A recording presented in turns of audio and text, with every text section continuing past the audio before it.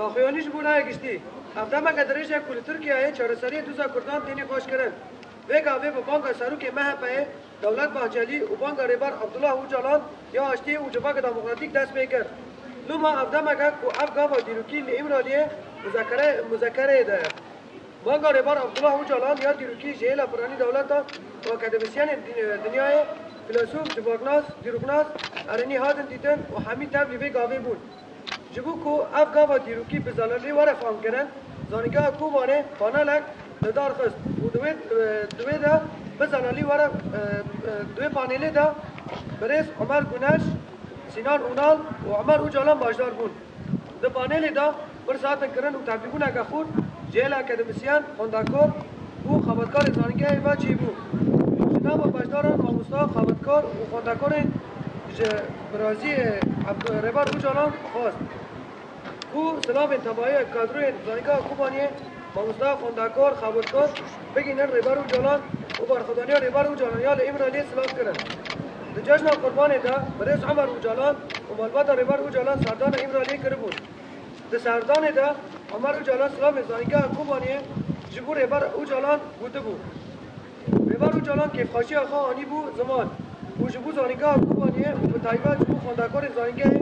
نامه که گرامه ها شانده بود برز عمر اوجالان نامه ریبار اوجالان بار آگاه برز اوجالان قیمت برنگی که مزن دا خواد زانگاه نور جاوا زانگاه وکا بنگه و هلینا آبا کرنا فکریتا آزادی و کهوی و دموکراسی در خان نشین مدرنیته کپیتالیسم و دوباره بیروکراتیک و اکادمی بسیون کنو و مدرن یا آزادی رامانه و افراندن فکری لحبون زانگاه بار کرد لسر ترم تیگه و نیزیکاتی پارادیگما و پرسپکتیو آنو به هبون زانگاه کوبانیه به کالجان و سربلند بو او دخوات آندا سرکفتن زانگاه و خواندکار را خواست هم وقتی خواندکار زانگاه کوبانیه فکر فلسفه ریبار اوجالان سربلند جبو نامه کو ریبار اوجالان دا جبو محاتی هم به کالجان هم سوز دده کو خودی لنامه وی ترکمن